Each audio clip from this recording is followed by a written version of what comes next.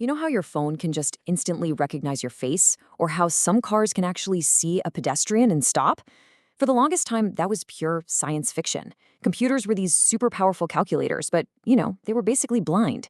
And then, one huge, almost crazy idea came along and gave them sight, kicking off the AI revolution that we are all living in right now. Okay, let's get into it. I mean, really think about that for a second. You see a cat, and you just know it's a cat. It doesn't matter if it's a tiny kitten, a cartoon, or even if it's upside down hiding behind a bush. Your brain just gets it instantly. But to a computer, for years, that same cat was just a meaningless mess of pixels. So what was going on? Why was this so hard? To really understand the breakthrough, we first have to get a feel for just how big of a wall AI researchers were hitting. This vision problem was a really tough nut to crack. So the whole field is called computer vision. And the goal sounds simple, right? Just teach a computer to understand what it's seeing in a picture or a video. But wow, it is so much harder than it sounds. It's not just about seeing pixels, it's about understanding context. And for a long, long time, the results were, well, they weren't great. Okay, check this out. This image tells you everything you need to know about early AI. The computer looks at this classic car, and what's its best guess? Not car, not vehicle, it's grill. It's like it had tunnel vision. The models would just lock on to one specific texture or part, but they completely missed the bigger picture. They saw the puzzle pieces, but had no idea what the puzzle was supposed to be. And here's the real kicker. The problem wasn't just about writing smarter code. The true bottleneck, the thing holding everything back, was data, or a lack of it. Researchers were trying to teach these models about our vast, complex world with datasets that only had like tens of thousands of pictures. That's like trying to teach a kid about the entire animal kingdom by just showing them a picture of a cat and a goldfish. It was never going to work. These models were starving for information. And that's when a young professor came along with an idea that seemed, frankly, a little nuts at the time. An idea that would finally give the machines the feast they needed. This is Dr. Fei-Fei Li. And this quote, it gets right to the core of who she is. She wasn't just trying to build smarter machines for the sake of it.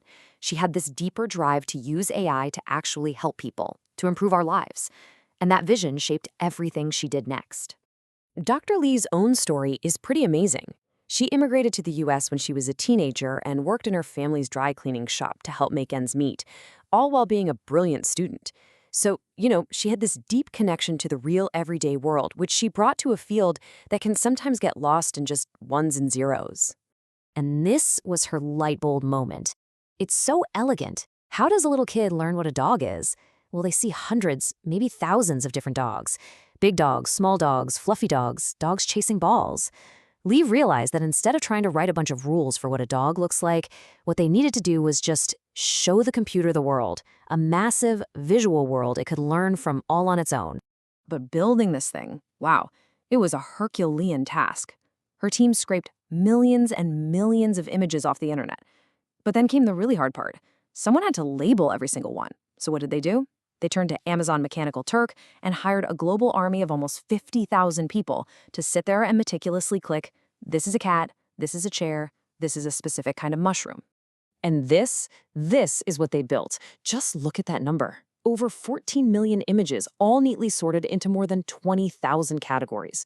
It was insane. For the very first time, AI researchers had a dataset that even began to approach the sheer variety of the real world. It was like the Library of Alexandria, but for pictures. So, the stage was set. You have this incredible, massive data set just waiting. All it needed was a spark to set it off. And that spark came in 2012, in a moment that people now call the Big Bang of modern AI. To get things moving, the ImageNet team started a competition. Basically, the World Cup for computer vision. Every year, the top teams from all over the globe would come and test their best models against the ImageNet dataset. The first couple of years, progress was fine, a little bit better each time. And then 2012 happened. The winning model that year wasn't just a little bit better. It was a jaw-dropping quantum leap forward. Look at those numbers. The runner-up had an error rate of over 26%. The winner, a model they called AlexNet, just smashed that down to 15%. It didn't just win the competition, it fundamentally broke it. The entire AI world was just stunned. So what was AlexNet's secret sauce? It was a type of AI called a deep convolutional neural network, or CNN. The basic idea for these things was inspired by how our own brain's visual cortex is wired. But the real key, the reason it works so well, was ImageNet. For the first time, a network like this had a big enough playground to actually learn all the important features of images by itself, without any humans needing to guide it. This is so cool because it shows you what was happening inside the machine's mind. On the left, you can see the first layers were learning really simple stuff, like basic edges and patches of color, the visual building blocks.